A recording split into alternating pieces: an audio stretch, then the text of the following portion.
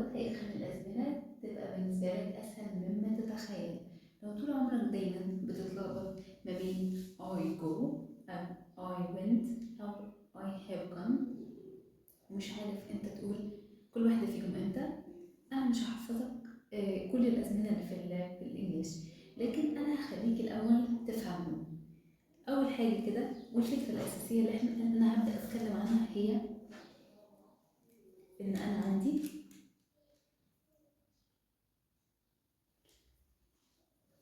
ماضي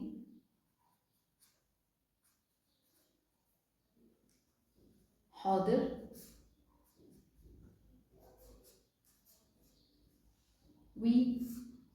ومستقبل. هي دي الأزمنة في اللغة، ماضي حاضر مستقبل. الإنجليش كله بيلف حوالين الثلاث أوقات دول بس، أي زمن إضافي هو مجرد بس تفصيلة من الزمن الأساسي اللي هو الماضي أو الحاضر أو المستقبل.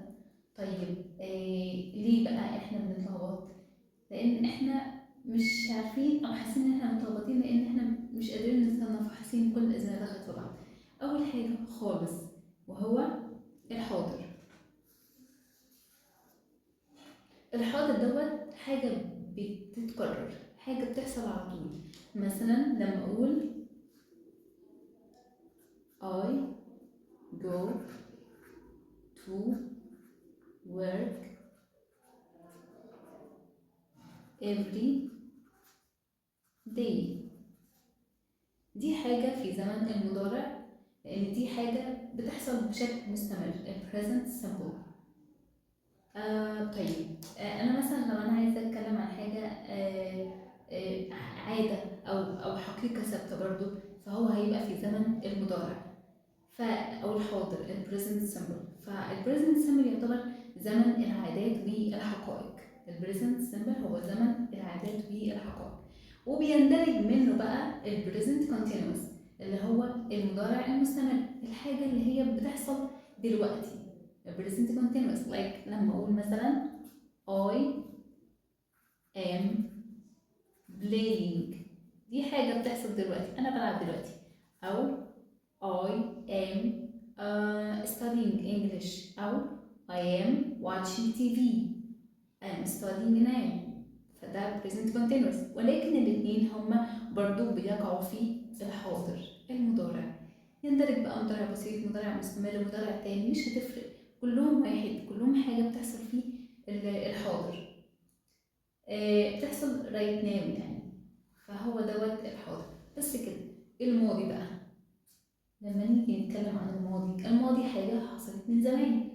الماضي بيندرج فيه برضو أزمنة كتير، في ماضي تام وفي ماضي بسيط وفي ماضي مستمر، ولكن أنا كده الحاجة دي بتحصل في الماضي، حاجة حصلت وخلصت.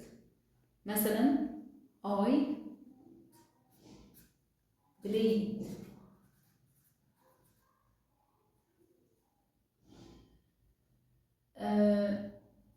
I'm sorry yesterday.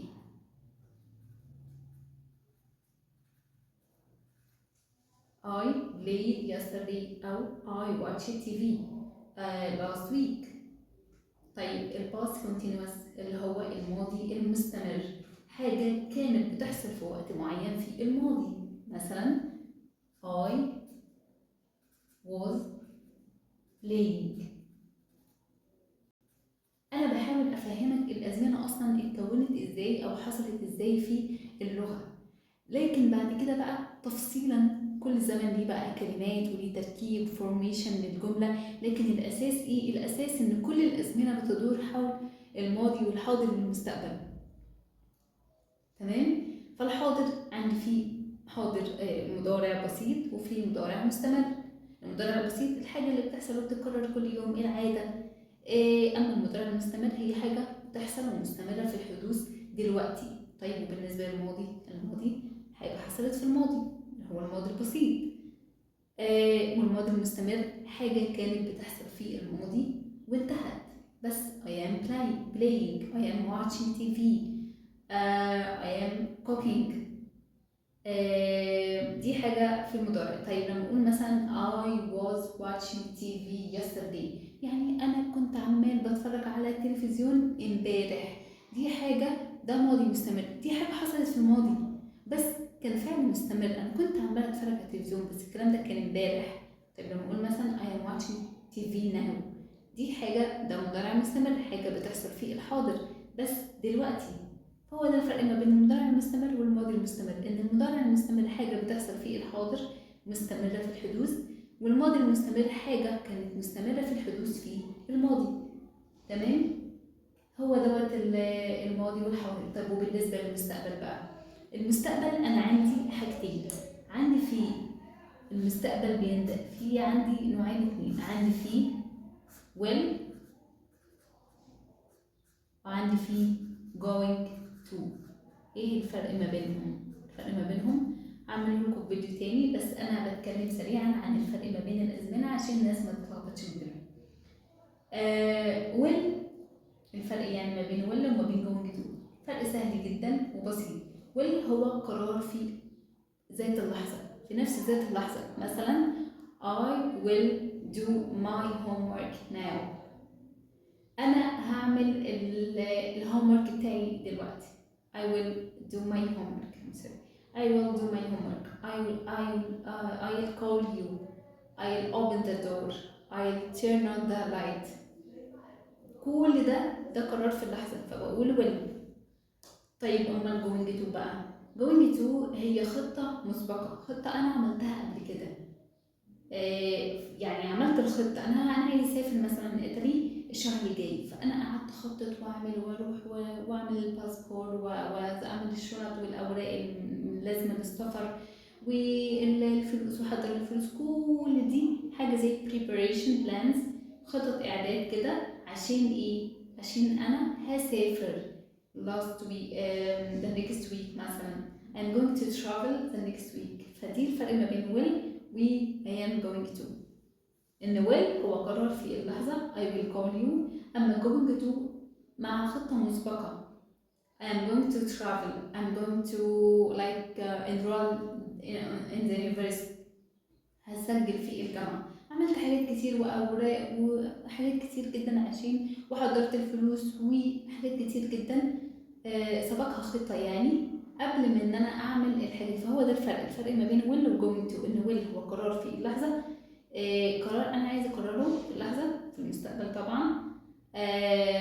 و going to كان في هو قرار برضو في المستقبل ولكن كان في خطة مسبقة. الفرق ما بينهم بسيط جدا. will قرار دلوقتي، اما going to هو قرار كان متخطط له او متخطط لان انا اعمله قبل كده. انت ما انتش محتاج تحفظ 12 زمن و20 زمن وماضي بسيط وماضي مستمر وماضي تام ومضارع بسيط ومضارع تام ومضارع مستمر ومستقبل تام، كل ده انت محتاج بس تعرف ان كل الازمنه دي اصلا في الانجليش هي بتدور حوالين الماضي والحاضر والمستقبل. الحاضر الحاجه بتحصل دلوقتي في المضارع، وفي مضارع بسيط وفي مضارع مستمر. المضارع البسيط اللي هو بيعبر عن حقائق او عادات او حاجه بتحصل بشكل يومي. اما المضارع المستمر هي حاجه عماله تحصل، حدث عمال يحصل دلوقتي. I'm watching TV. I'm studying English. دي حاجه بتحصل في الحاضر بس. طيب الماضي بتعبر عن حاجه حصلت قبل كده في الماضي، ده ماضي بسيط. او حاجه كانت عماله مستمره الحدوث في الماضي. I was playing in the street last week. انا كنت عمال بلعب في الشارع الاسبوع اللي فات from 7 to 9 p.m. for example يعني حاجة حصلت في الماضي بس في الماضي المستمر، هو ده الماضي المستمر. طيب والمستقبل؟ المستقبل حاجة هتحصل في المستقبل اختصارا. فالمستقبل عندي فيه حاجتين اتنين نوعين، عندي فيه will وعندي فيه going to. طيب وايه الفرق ما بينهم؟ امتى اقول will وامتى اقول going to؟ اقول will لو ده قرار في اللحظة I will open the door، انا هفتح الباب، هقوم افتح الباب دلوقتي. او I'll call you، انا هكلمك هتصل بيك. I'll do my homework، انا هعمل الواجب بتاعي. ده قرار في اللحظة انا قايمة اعملهم. طيب امال going to دي بقى بستخدمها امتى؟ going to لما ابقى في حاجة انا هعملها في المستقبل برضو بس انا خططت لها قبل كده. I'm going to مثلا cook lunch، انا هطبخ الغداء هنفترض ان انا مش هقوم دلوقتي، دي حاجه خططت لها، انا خططت الاكل الغدا وحطيت الوجبه في دماغي انا هعمل ايه، جبت لها الايتمز، الحاجات، العناصر، الاكل، جبت الدقيق، انا مثلا هعمل كيك مثلا على سبيل المثال، جبت الدقيق وجبت الزيت وجبت الشوجر، السكر، عملت الاعدادات، عملت بلان يعني او خططت ليه مسبقا. فهو ده الفرق، ان ويل هو قرار في اللحظه، اما going to هو قرار مسبق التخطيط. خططت له قبل كده I'm going to travel to Italy, I'm going to travel to Alex, I'm going to travel to Egypt, anything. ان الفرق ما بين will انه ده will هو طبعا كل ده الاتنين في المستقبل، ان will قرار في اللحظة، اما going to قرار هو مخطط ليه مسبقا. بس كده. لو الفيديو فادك اتمنى ان انت تكتب لي في الكومنت انت عايز انهي شرح زمن بالتفصيل، لان طبعا كل زمن فيهم ليه شرح مفصل وكلمات وفورميشن واستخدام حاجات كتير جدا، بس انا حاولت ان انا اختصر قدر الامكان الازمنه في اللغه الانجليزيه. اتمنى انه لو عجبكم الفيديو يا ريت تشاركوا الفيديو، سبسكرايب ولايك، وتقولوا لاصحابكم عليه، وتكتبوا في الكومنت لو في حد عنده اي سؤال او